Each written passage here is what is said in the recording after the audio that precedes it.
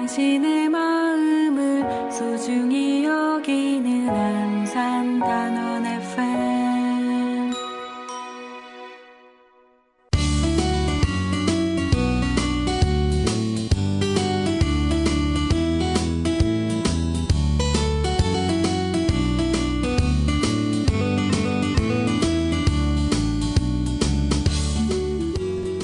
안녕하세요. 88.7MHz 단원 FM에서 보내드리는 LQ를 지향한다. 천원석의 횡설수설인문학 12월 25일 성탄절에 보내드리는 99번째 방송을 시작하겠습니다. 참고로 LQ는 낮은 수준을 뜻하는 로우 퀄리티의 준말입니다. 저는 진행을 맡은 천원석입니다.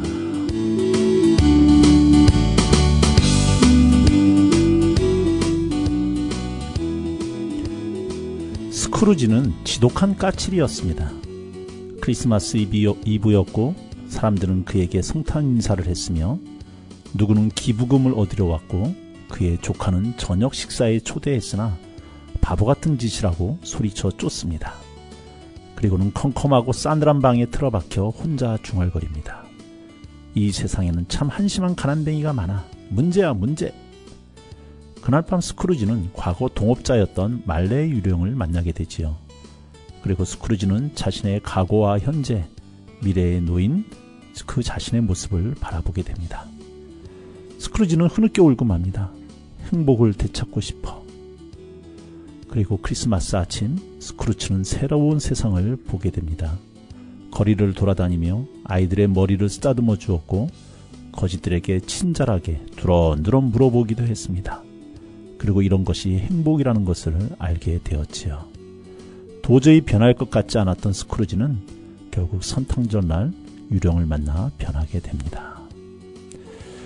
예수 그리스도가 높디 높은 하늘에서 육신의 몸을 입고 초라한 모습으로 오신 이유는 연약한 우리 인간들을 위해서였습니다. 그 아기 예수의 사랑이 차가운 여의도 벌판에서 한마음으로 서로를 격려하며 손을 맞잡았던 우리 이웃들의 마음을 따뜻하게 녹이는 그런 하루였기를 소망해 봅니다.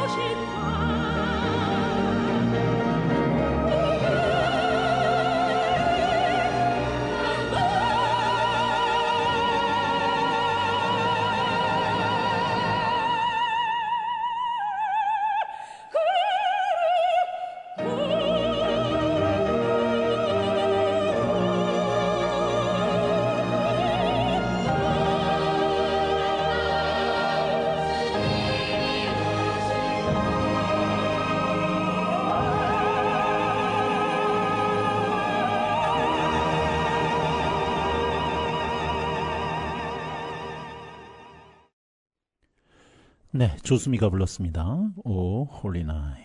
네, 성탄을 어떤 마음으로 맞이하셨고 오늘 하루 보내셨는지 여쭙고 싶습니다. 지난 몇 주간 우리 많은 국민들이 차가운 바람이 부는 여의도 광장에 나가서 서로 손에 손을 맞잡고 한 마음으로 이 땅의 평화와 민주주의를 위해서 외쳤던 그런 기간이었습니다. 다행이라고 할까요? 아직 끝나지 않고 진행 중인 이 탄핵과 계엄의 그 현상 속에서 우리가 맞이하는 평화, 아기 예수가 전해주는 그 사랑의 메시지가 간절하게 다가왔던 오늘 하루였던 것 같습니다. 그래서 오늘은 좀 정치라고 하는 이야기를 좀 더 가깝게 풀어내고 과연 정치가 우리에게 무엇인가, 평상시에는 별로 정치와 관계 없었던 삶인 것 같은 우리 삶이었는데 어느 날 급속하게 이 정치라고 하는 한복판에 우리가 자리에 놓여져 있는 것을 보게 됩니다. 과연 정치라고 하는 것이 몇 명 뽑은 그 선량들에 의해서 이루어지는 것이 정치인 건지, 과연 우리같이 하루 먹고 살기도 바쁜 우리들한테 정치가 무슨 의미인지를 같이 한번 현실 정치에 밤닫고 계시는 우리 선생님 한번 모시고 이야기를 나눠봤으면 좋겠습니다. 오늘 스튜디오에 우리 진보당에서 일하고 계시는 우리 선생님 한분 모셨는데요. 직접 인사 듣고 이야기를 가도록 하겠습니다. 네, 우리 선생님 안녕하세요. 네, 안녕하세요. 반갑습니다. 네, 소개 좀 부탁드리겠습니다. 네, 저는 진보당 안산 부위원장 정세경이고요. 또 안산 내 진보당 당원으로 있는 노동자 당원들의 대표이기도 합니다. 예, 그리고 또 푸르지오 8차 아파트 입대위 회장이에요. 그리고 FM 88.7 메가헤르츠 정세경의 애플 진행자입니다. 많죠? 네. 네, 우리 같이 저랑 단원 FM에서 방송을 같이 꼭지를 맡아서 진행을 하고 계셨는데, 이번 이제 탄핵 전국을 지나면서 네. 아까 제가 모두에 말씀드렸던 것처럼 과연 정치란 게 무엇인지 네. 한번 의미를 여쭙고 싶어서 급하게 제가 한번 부탁을 좀 드렸습니다. 네, 자, 감사합니다. 예, 우선 방송을 지금 하고 계시잖아요. 네, 그렇죠. 네, 이름이 애플이에요. 네. 이름의 의미가 뭐죠? 없어요. 진짜예요. 원래 예. 좀 찾아간 현장 119 이런 거 현장의 목소리, 노동자들의 네. 목소리를 들려드리고 싶었거든요. 네. 그래서 그런 식으로 지으려다가 저희 이제 PD님께서 너무 구리구리하다고 그냥 갑자기 애플 어떠냐고 해서 애플이라고 했어요. 진심이에요. 네, 알겠습니다. 네.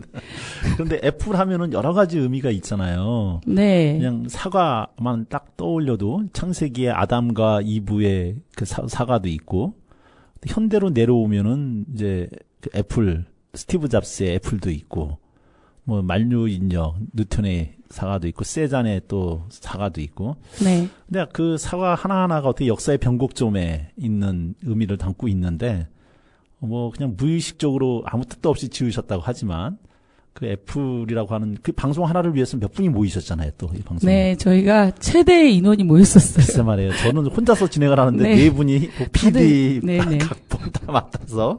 전 그렇게 하는 줄 알았어요. 깜짝 놀랐어요. 저는 저희처럼 하는 줄 알았더니 네. 다 혼자서 네. 완벽한 방송을 하고 계시는 거예요. 아니 완벽한 게 아니라 네 분 맞죠? 네, 네 분인데 처음에는 한 11명이 모였었어요. 11명인가 하여튼 10명은 모였던 것 같아요. 네. 네. 마치 그 진보당 기관 방송인가. 아니, 당원이 아닌 분들도 계셨는데요. 네. 저의 부대들이었죠. 정세경을 좋아하는 사람들. 네. 참 대단하시네요. 지금 생각해도 너무 부끄러워요. 아니, 그만큼 또 수준 있는 방송을 좀 보내주고 계시니까. 아유, 수준은 아니고요. 자, 네, 그 방송에서는 주로 어떤 걸 방송하세요? 저희는, 노동자, 비정규직 노동자들 이야기들 했고요.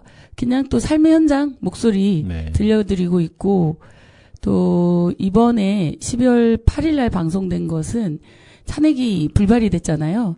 탄핵 불발이 돼서 급하게 이제, 좌담, 정세나 이런 것들 평론하시는 분들 그 원장님 모시고 또 좌담하고 또 심리학 박사 모시고 또 좌담회하고 좀 그렇게 했어요. 그러니까, 제 마음이에요, 제 마음. 네. 네. 아니 그러니까 그 김호준 씨의 그 뭐죠? 네, 겸손은 힘들다도 네. 뭐 거기도 수많은 심리학자 나오시고 뭐 정치평론가들 나오시는데 꼭 그거 볼 필요 없다니까요. 우리 애플을 들으셔도 충분하게 네, 이런 그러세요. 고퀄리티의 방송을 들으실 수가 있다는 거. 네. 자, 자연스럽게 얘기가 좀 나왔는데요. 참 안산에는 언제부터 거주하셨어요? 안산에 제가 90년도에 내려왔어요. 90년도 7월. 엄청 더운 때 내려왔습니다. 그때는 아직 결혼하시기 전에. 네, 결혼하기 전이고요. 안산에 내려오게 된 계기는 좀 노동운동을 하고자 해서 내려왔어요. 아, 처음부터? 예, 처음부터. 그러니까 저는 전문대를 졸업하진 않았는데, 전문대를 들어갔는데 제가 88학번인데, 그때 당시에 시대 정신은 무조건 이제 아시죠? 네. 예. 현장으로 들어가야 된다. 이게 시대 정신이었고, 제가 또 나이가 되게 어렸잖아요.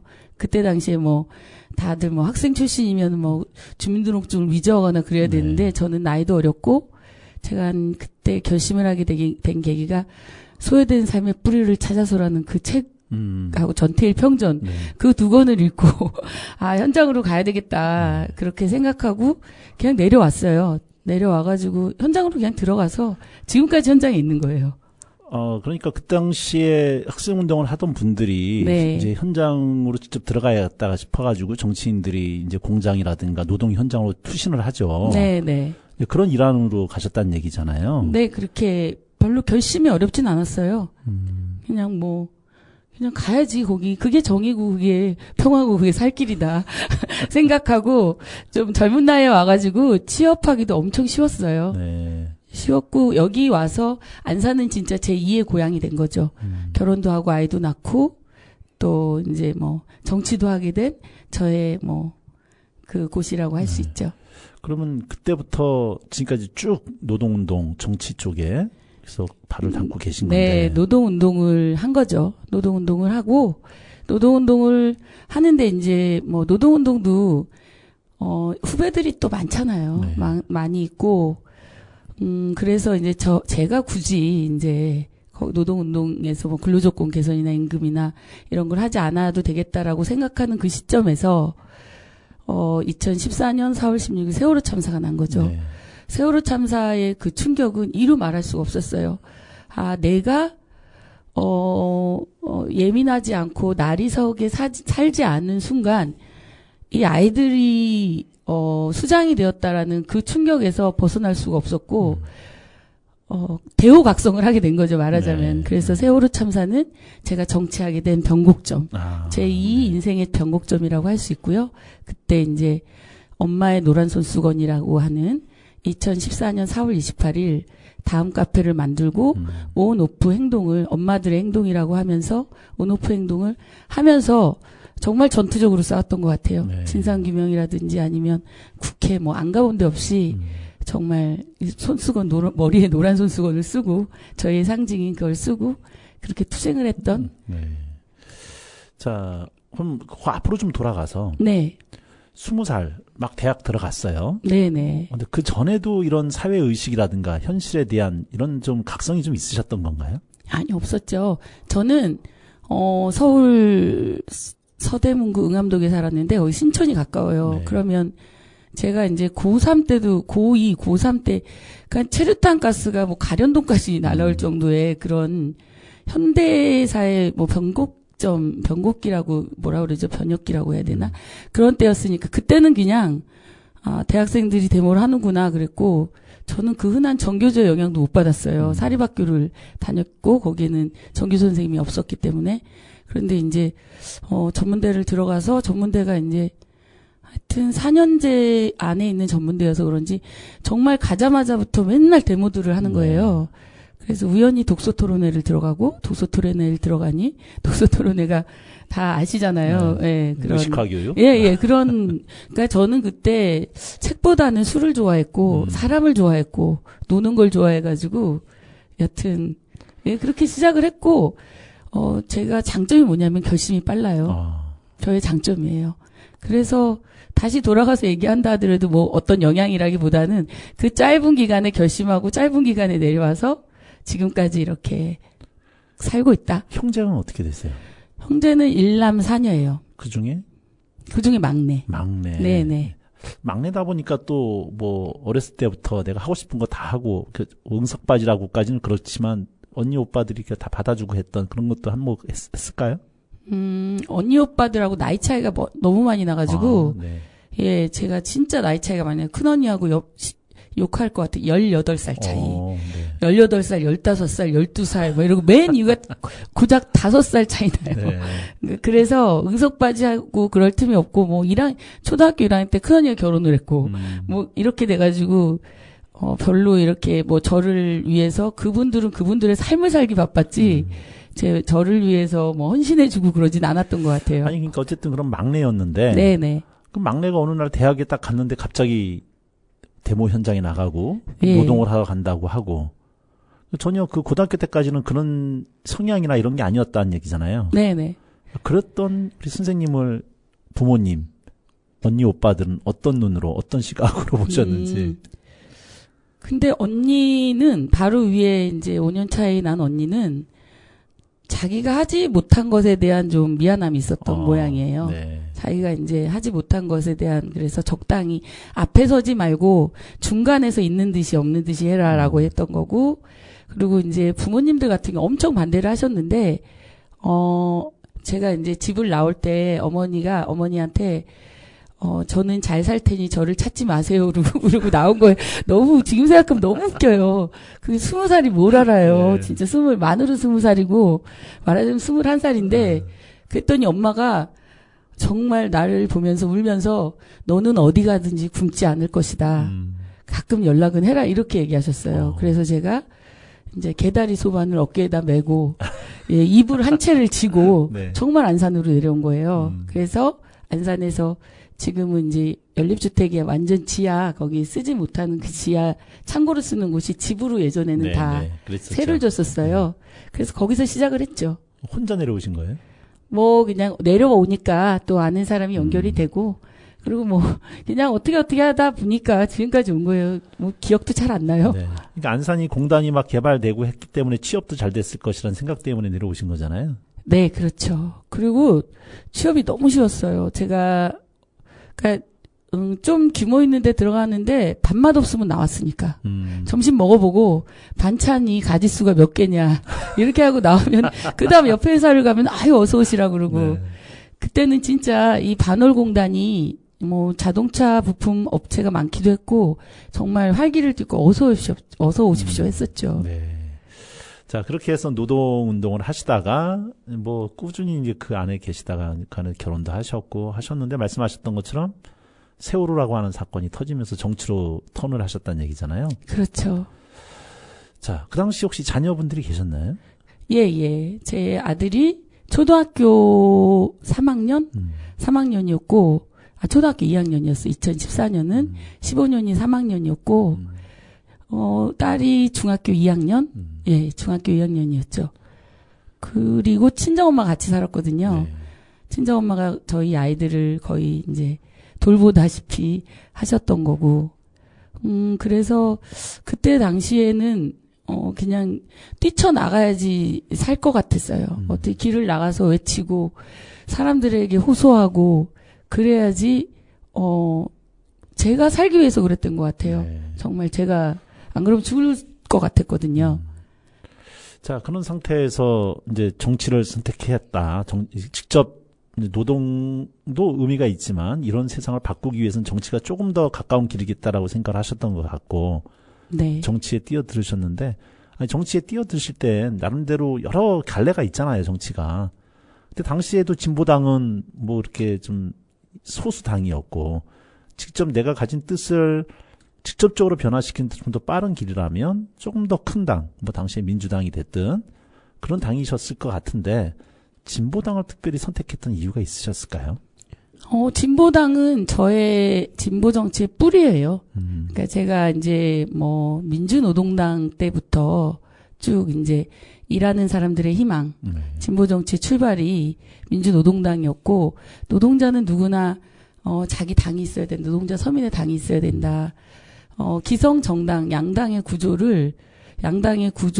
이 구조가 우리의 목소리를 해결해주지 않는다. 그거는 계속적으로 느꼈던 바이기 때문에 저는 뭐 기성 정당 큰 당에 가서 뭐 제가 당선이 되고 그런 거는 한 번도 생각해 본 적이 없어요.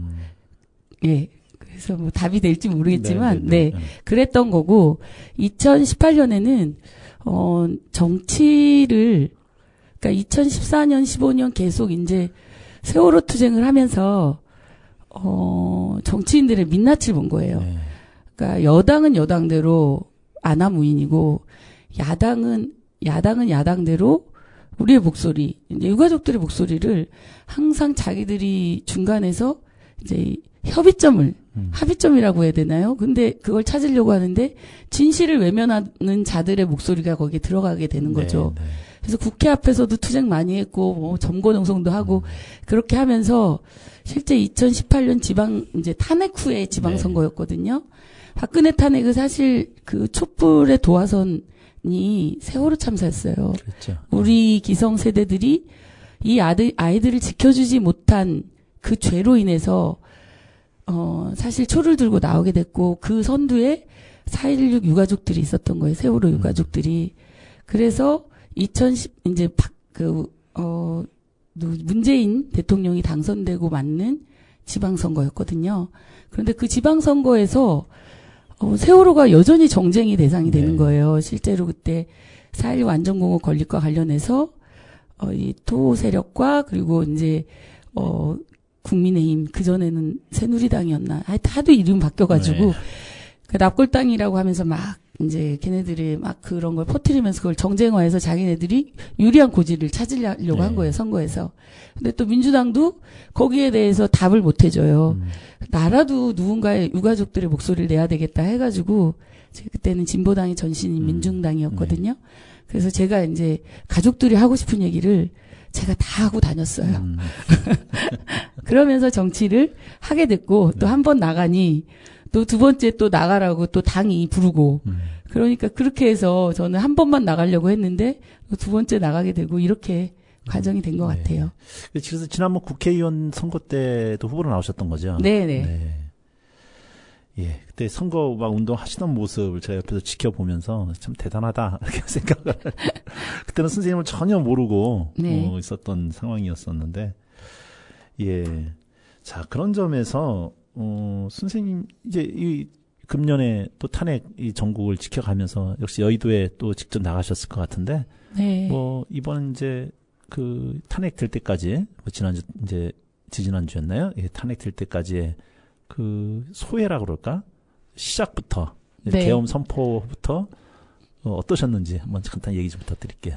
12월 3일 날부터 국회를 갔어요.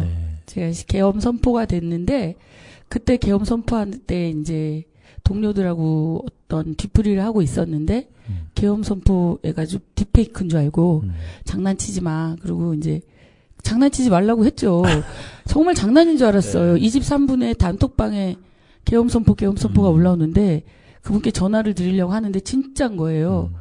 그래서 이제 뒤풀이를 해산하고 집에 들어와서 TV를 저희 남편이 보고 있었죠. 저도 진짜 계엄 선포인 거예요. 와, 어떡하지? 그러니까 머리가 하얘졌어요. 그런데 이제 지인 한 분이 전화 와가지고 야 국회로 가야 돼. 그래서 뒤도 안 모르고 같이 국회로 간 거예요. 그래서 저희 남편이 지금 국회를 왜 가냐 걱정 어린 눈으로 쳐다봤고 저희 딸도 카톡방에서 엄마 가는 건 아니야라고 했는데 그냥 갔어요. 가는 중에 이제 해제가 됐거든요. 해제가 됐는데 사실 떨렸죠. 이게 가는 게 맞나. 저는 이제 5.18에 대해서 증언을 들은 세대잖아요. 그렇죠. 그러니까 그 참상을 들은 세대고 그거가 이제 저희의 어떤 사회 운동에 어떤 출발이 되기도 하잖아요. 그래서 이제 국회를 가는데 되게 떨렸어요. 떨렸는데 가는데 다행스럽게 국회에서 이제 해제가 된 거예요. 근데 그 마포대교를 지나는데 그 마포대교를 사람들이 막 걸어가는 그 모습. 택시들이 그 줄을 지어가지고 거기에 이제 거의 뭐 시속 30, 40으로 이렇게 가는 거예요. 아, 사람들이 이렇게 몰려 있구나. 두려움 없이 가 있구나 이런 걸 느꼈고 가서 이제 제가 거기서 새벽 4시 반까지 있었는데 그 국회 앞에 이제 20대 청년들의 성토대회장이 된 거예요. 그래서 오는데 택시비를 안 받았다. 택시기사님이. 그리고 도서관에서 시험 기간이었거든요. 그렇죠. 시험 공부하다가 왔다. 그리고 한 친구는 이제 남자친구한테 가재니까 가면 죽는다. 총 맞아 죽는다. 나는 못 가겠다 하는 거를 그럼 나라도 갈 거야 해가지고 남자친구까지 데리고 온 그러니까 그런 이제 이야기들을 들으면서 와 이게 지켜냈구나 이런 생각이 들었어요. 그래서 이제 그리고 왔고 그 다음 계속 이제 간 거죠. 네. 갔는데 이제 말씀을 드리자면 너무 큰 변화를 본 거예요. 이제 그 다음 날도 20대 애들이 출몰하기 시작했어요. 20대 애들이. 그리고 그 다음 날은 막 형형색색의 응원봉을 가지고 국회 앞에 나온 거예요. 그러니까 7일 전전이죠. 그래서 제가 그걸 막 찍었어요. 너무 신기해가지고. 막 찍었어요. 이거 뭐예요? 그랬더니 아이돌 응원봉이라고 수줍게 얘기를 하는 거예요. 제가 그때 처음 본 거예요, 그거를. 그리고 7일날 이제 탄핵이 불발됐을 때 같이 또 그때도 갔었죠. 그때 너무너무 그때 100만 정도고 100만 이상이 모였는데 그때 제가 느꼈던 거는 와 이건 혁명이다. 이거는 뭐 집회 문화고 뭐고 어떻게 하면 이런 집회 문화를 어떻게 바꿀까 이런 고민도 되고 이 노땅들이 어떻게 해서 음악을 바꾸지 이런 고민들이 한 방에 해소되고 아이들이 또 얼마나 말을 잘해요. 네. 그 아이들이라고 그래, 청년 시민들이라고 하기로 했는데 너무 말을 똑바로 하고 너무 잘하고 저희들은 올라가면은 2분 이상이 막 길어지는데 지금도 길잖아요. 딱 가면은 정말 2분을 넘지 않는 당당한 발언들 딱 보면서 정말 눈물을 흘렸어요, 저는. 그러면서 이제 애들이 정치에 관심이 없느니 20대가 문제라는 거를 수도 없이 떠든 저 자신 그리고 너네들을 위해서 내가 아직도 이 정치를 한다. 후대에게 좋은 세상을 물려주기 위해서 하겠다라고 하는 말을 다시는 안 하겠다. 울면서 다짐했죠. 그냥 그들은 그들의 세상을 창조하는 것이다. 너무 든든하고 그냥 저희는 지원을 해주는 지원이라고 해야 되나? 그러니까 보호해주는 역할, 울타리만 쳐주면 된다라는 생각을 하게 됐어요. 네, 많은 분들 특히 이제 우리 전하 선생님이나 이제 이렇게 어느 사회의 기성층의 기득권이라고 할까요? 기성층이라고 할까요? 뭐 이런 쪽에 들어간 사람들한테서 공통적으로 나오는 이야기가 걱정했던 20대 MZ 세대들이 이런 세대인 줄을 몰랐다라고 하는 동일한 아마 그런 느낌들을 받으셨던 것 같다는 생각이 좀 듭니다. 네, 그래서 그 현장에서 가장 많이 들려졌던 노래가 있었죠. 소녀시대의 다시 만난 세계. 네. 네, 그 노래를 또 이렇게 신청을 해주셨는데 네. 그 노래 듣고 와서 다시 계속 이야기를 나눠가도록 하겠습니다.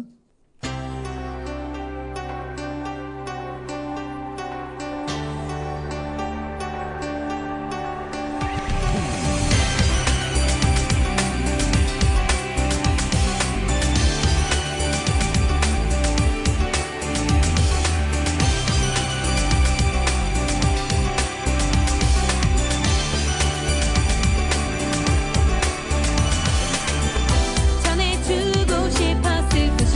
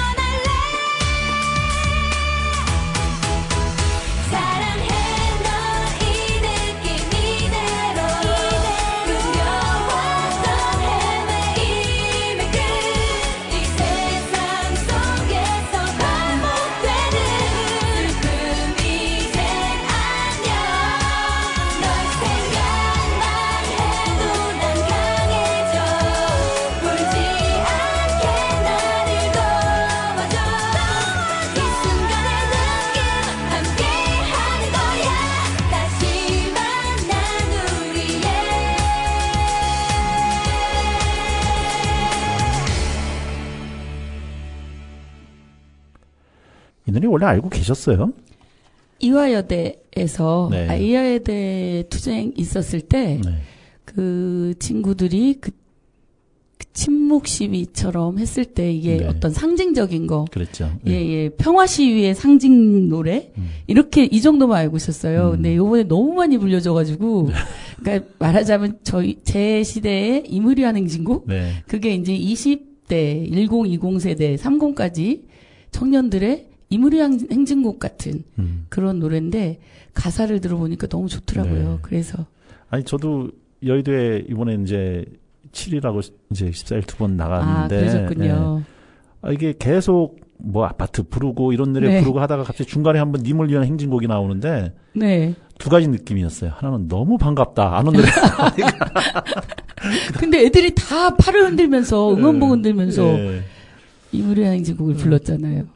하여튼 개인적으로 너무 반가웠고 두 번째는 너무 낯설다. 님을 위한 행진곡 자체가 낯설어져 버린 시대였어요.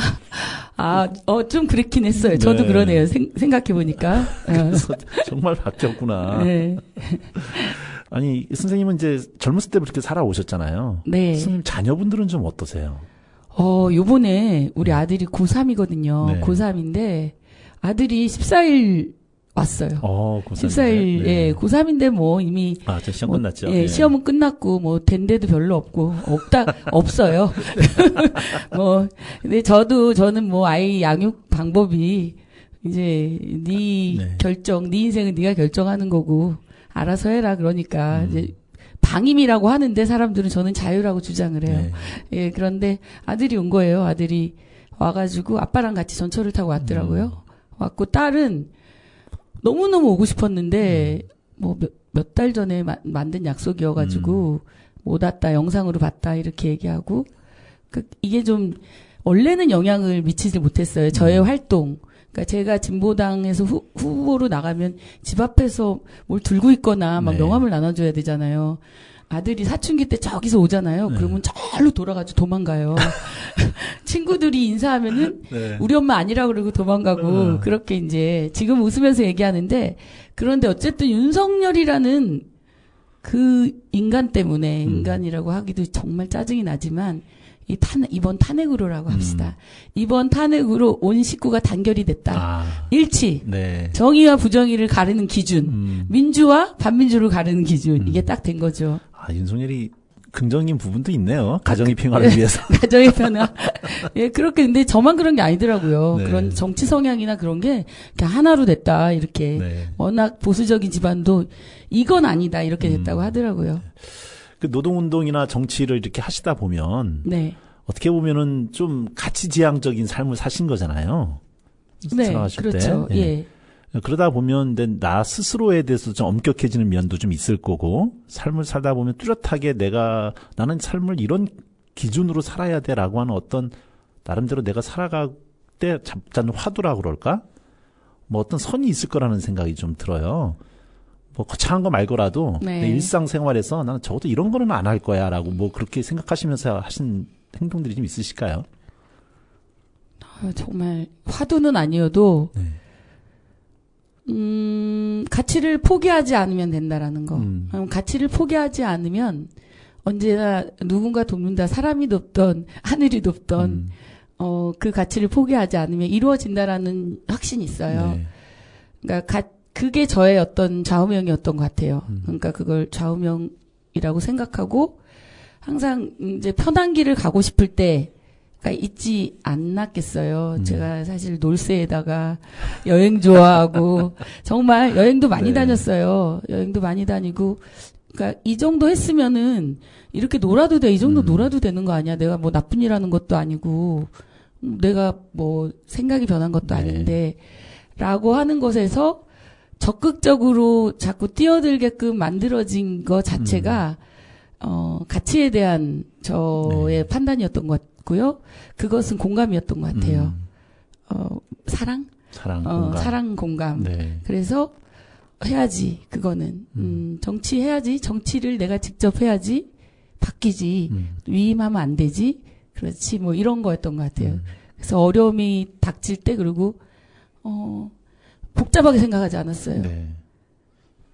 워낙 뚜렷하니까 네. 가야 될 방향이 뚜렷하고 뭐 내가 이 정치를 통해서 예를 들어서 뭐 출세를 하겠다든가 이름을 알리겠다든가 이런 가치는 아니셨을 테니까 그렇죠. 어떻게 보면 그런 걸 선택하실 때는 좀 더 선명하게 선택을 빠를 수도 있고 네. 또 확실할 수도 있을 거라는 생각이 좀 들고요. 그런 면에 있어서 선생님한테 정치란 한마디로 이렇게 말씀을 여쭌다면 나에게 있어서 정치란 뭐다 이렇게 좀 얘기해 줄 수 있을까요? 정치는 인생하고 똑같다고 생각해요. 아, 정치는 인생이다. 예. 네. 내 인생의 주인은 나잖아요. 그리고 내 인생을 누구도 대신해주지 않잖아요. 정치도 마찬가지예요. 이 정치를 정치인이 대신해준다고 생각하면서 외면하는 순간 가장 저질스러운 애들이 권력을 잡아요. 그리고 가난한 사람들이 살기 좋은 세상을 만들고 싶을 때는 그 가장 가난한 사람이 정치를 하면 돼요. 근데 지금 그 구조가 아니잖아요.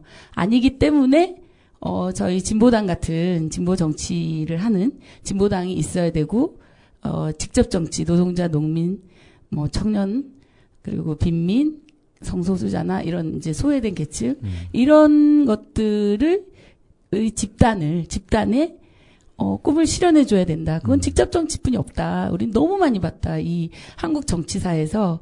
그래서 저는 진보당을 얘기하자면, 서민들의, 우리 민중들의 직접 정치 정당이야. 그 누구도 해주지 않아. 이렇게 얘기를 해드려요. 그러니까 그렇게 말씀하실 때의 전제는 네. 지금 가장 큰 야당에 있어서는 민주당인데 네.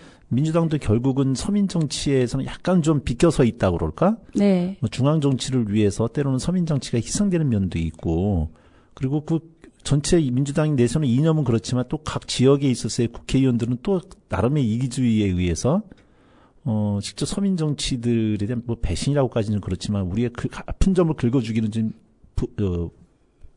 못하는 부분들이 있고, 예. 어렵죠. 그런 부분에 있어서 직접 서민 정치를 더 직접적인 목소리를 내자라고 하는 게 이제 네. 진보당의 목소리일 것 같기도 하고, 그랬을 때 막상 선거철에 딱 들어가면 네. 사람들은 사표 방지도 있을 거고, 막 이런 여러 가지 이제 평가들을 하잖아요.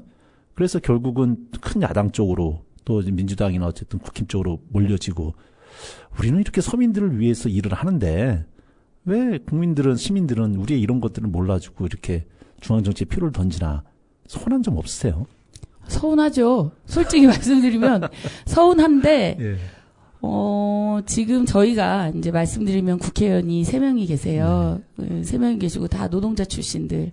노동자 출신의 국회의원이 계시고 어쨌든 이번 총선을 통해서 제4당이 됐어요. 네. 제4당이 됐고 또 지방 정치로 들어가면 실제적으로 주민들 속에서 들어가서 정치 희망을 많이 일구고 계시고 실제로 주민들에게 인정을 받고 그렇게 계시거든요. 네. 그래서 그게 저는 이 구조를 깨는 것 자체는 사실은 지금 87 체제라고 해야 되나? 이 헌법 속에서는 어려운 거예요. 네. 맞잖아요. 우리가 다 알아요. 어렵기 때문에 이 87 헌법은 이제 새로운 국면이 열렸다 해서 사회대개혁 과제 속에서 헌법 개정 운동이 들어가야 된다. 그게 제70하고 헌법이라고 생각을 하거든요. 네, 네. 근데 그건 우리 당만이 하는 게 아니라 국민 모두가 생각하세요. 예를 들면 대통령 결선제 해야 돼요. 뭐 그런 거 있잖아요. 비례를 더 많이 해야 돼요. 네. 이런 얘기들이 헌법을 만드는 과정이라고 생각하거든요.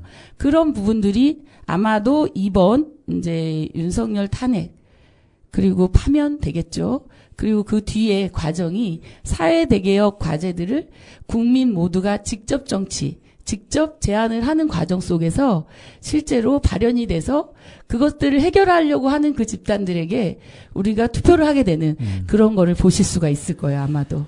제가 이 말씀을 드리는 이유는 저희가 박근혜 탄핵 때 촛불로 이제 어쨌든 탄핵이 됐잖아요. 탄핵이 돼서 문재인 정부가 들어섰는데 사회대개혁 대개혁의 과제를 하나도 하지 못했어요. 그러니까 어떻게 보면 윤석열이라고 하는 괴물인 그 검찰 독재의 괴물이 나오게 된 그 과정에서 문정부도 책임이 있다고 생각을 해요. 그건 저만 하는 얘기가 아니라 그런 얘기들을 많이 하시거든요. 시민분들이. 그렇기 때문에 다시 그 전철을 밟으면 안 된다.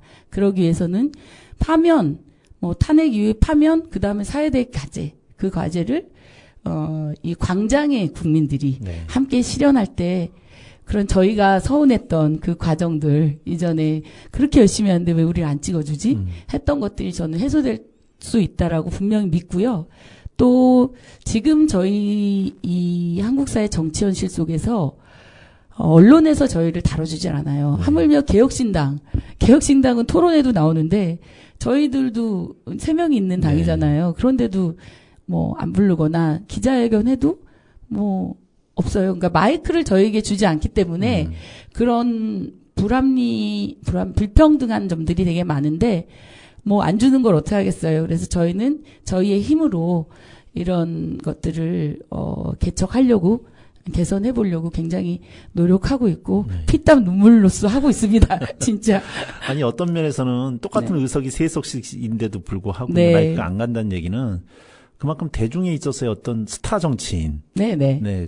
그러니까 스피커가 상대적으로 좀 인지력 있는 스피커가 없다라는 점도 하나 영향이 있지 않을까 싶은데 네. 그런 면에 있어서 예전에 노회찬 정치인 같은 그런 스타 정치인을 만들기 위한 노력도 나름대로 내부에서 어떻게 좀 이루어지고 있는 건지 모르겠네요. 네, 내부에서도 그게 숙제죠. 근데 저희는 스타 정치인들의 말로가 좋진 않았어요. 그렇죠. 그러니까 이게 어떤 사람을 내세워서 하는 정치. 저희가 그거 한국 현대사에서 쭉 봤잖아요. 그리고 네. 진보 정치에서도 스타 정치인이 노회찬 전 대표도 그렇고 심상정 씨도 스타 정치인이었고 뭐 누구죠? 국민참여당이었는데 하여튼 지금 작가로 하시는 분. 하여튼 뭐 있어요. 하여튼 있어요. 네. 아시죠? 예. 예. 하여튼 있는데 결국에는 이제 스타 정치인으로 진보 정치가 빛을 발하기는 어렵다. 피땀 눈물. 저희는 이걸로 읽어가겠다 이런 거죠. 그러니까 우직하게 무쇠의 불처럼 네네. 이제 가야 되는데 네. 예, 그런 마음들을 우리 국민들이 좀 알아주고 동참해주고 네. 또 그렇게 묵직하게 뭉치면 그 힘은 또 잘 변하지 않을 테니까. 네, 그런 점에서 지금 안산 진보당 지금 몇 명이나 되세요? 당원들이? 지금 800여 명 정도 돼요. 아, 꽤 많으시네요. 아유, 적죠. 한 1%의 당원을 가져야 저희가 집권당으로 될 수 있다고 네. 그러더라고요. 아니 그러니까 근데 이제 제가 생각했던 되게, 것보다 되게 적다 생각하셨군요. 네네. 그렇죠. 다른 진보정당에 비해서는 많은 거고. 예.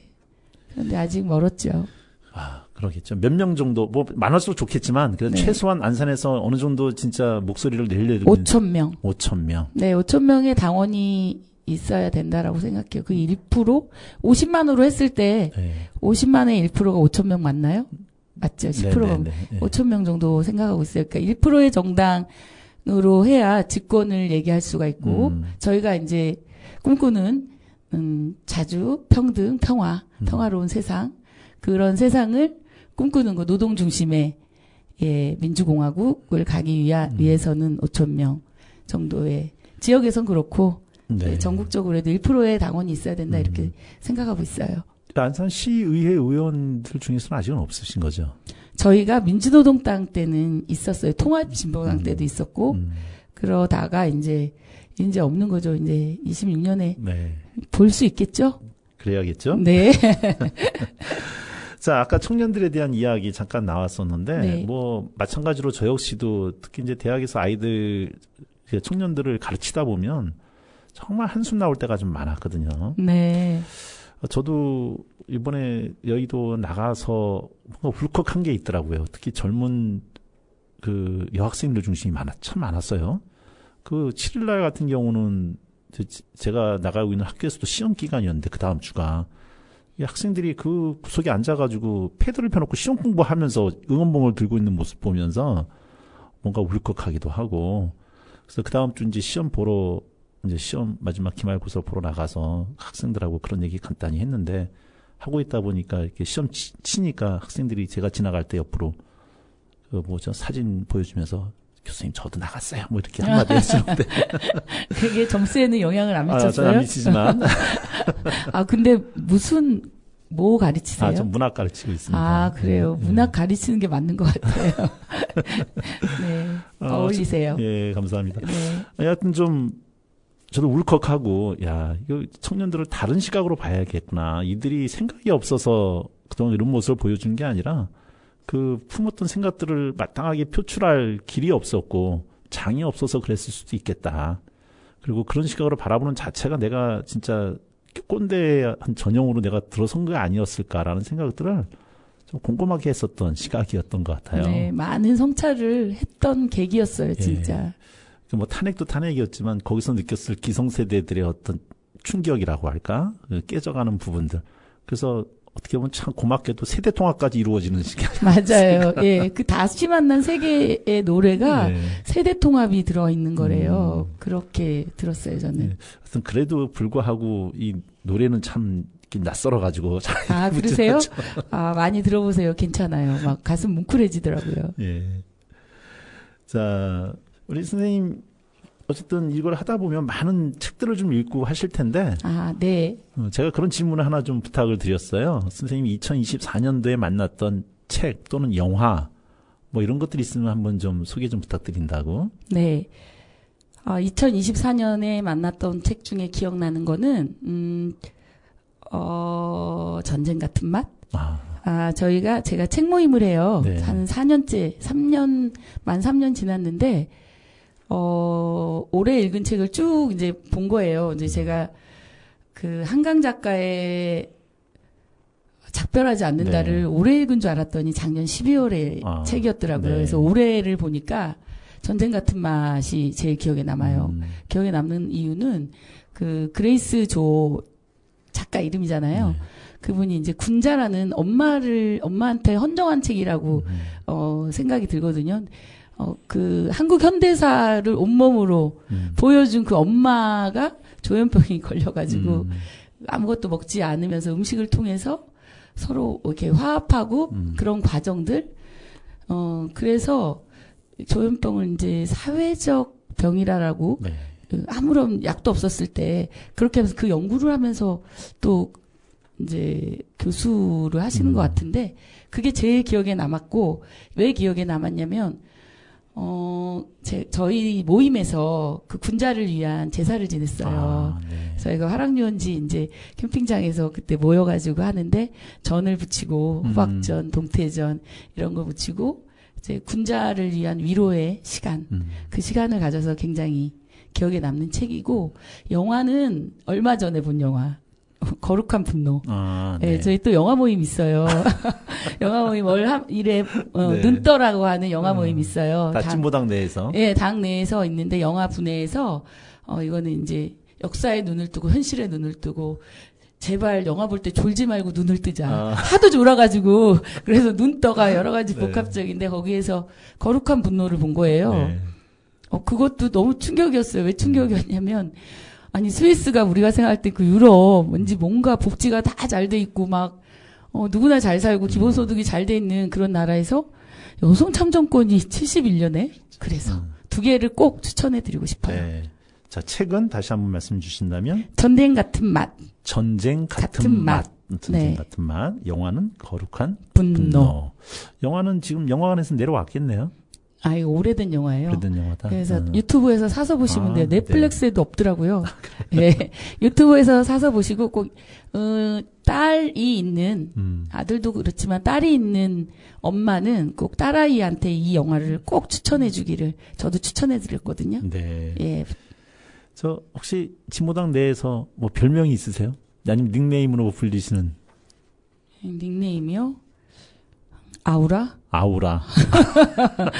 진보당 내에서는 아니고요. 저한테 늘 이제 같이 활동하는 친구가 있는데 아우라. 네. 그다음에 오지랖. 오지랖은 젊었을 때부터 오지랖의 여전사. 네. 제가 요번에 아시잖아요. FM 일일 지정하는 거 보시면서 네. 아셨을 거예요. 그래서 저 오지랖을 누가 말려.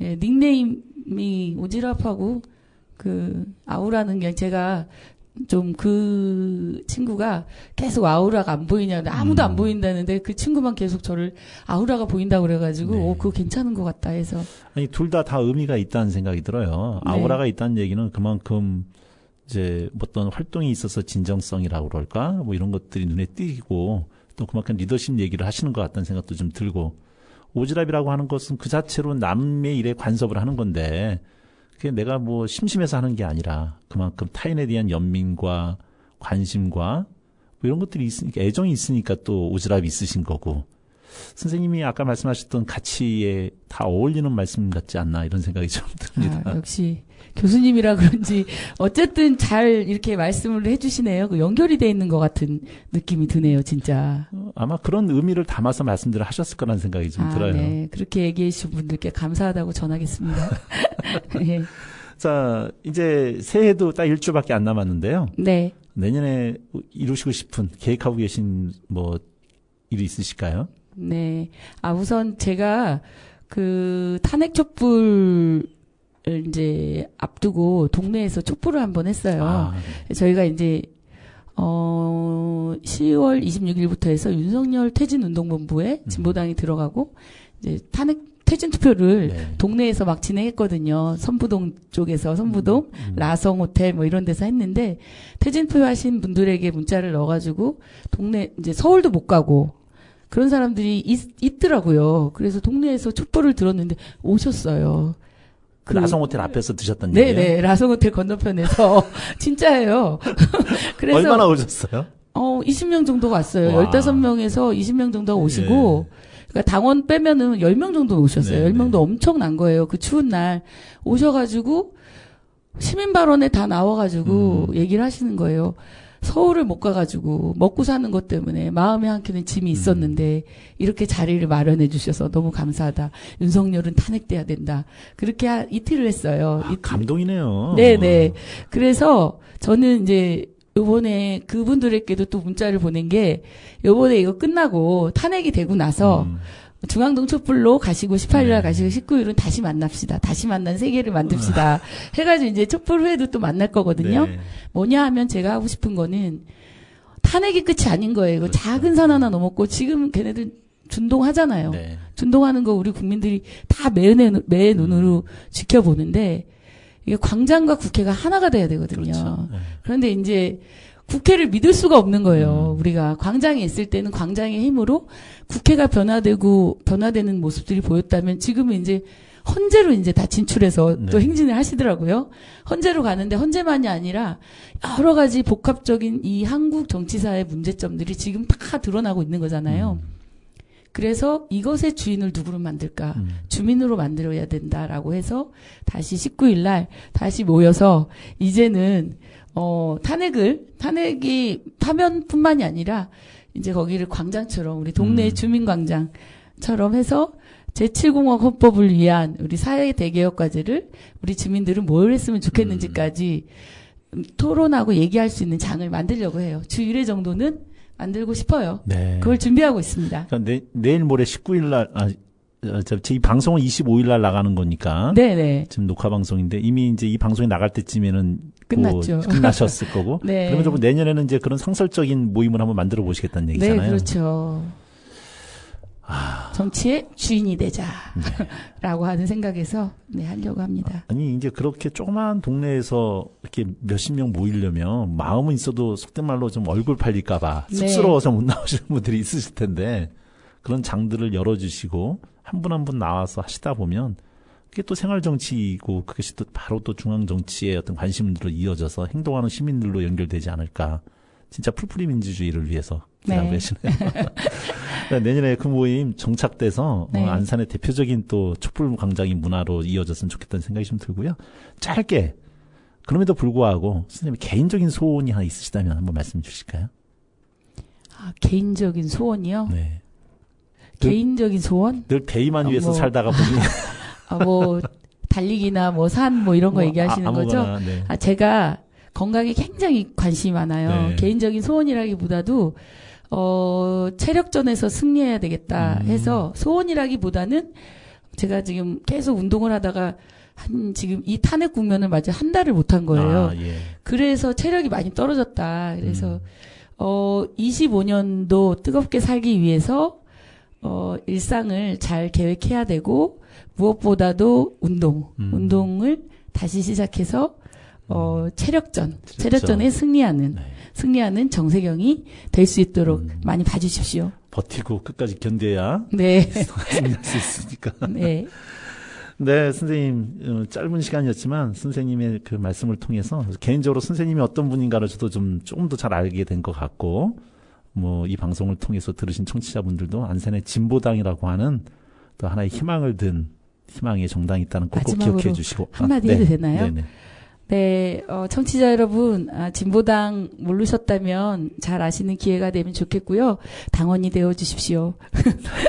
진보당 딱 치면요, 온라인도 가입되는 거거든요. 그래서 진보당 저의 말 들으면서 마음에 드셨다면 당원이 되시는 게 저희에게 가장 큰 힘입니다. 네. 좋은 정치를 위해 끝까지 열심히 뛰겠습니다. 감사합니다. 네, 우리의 조그만 참여가 이 세상을 바꿀 수 있다라는 말씀으로 우리가 다시 한번 또 기억했으면 좋겠습니다.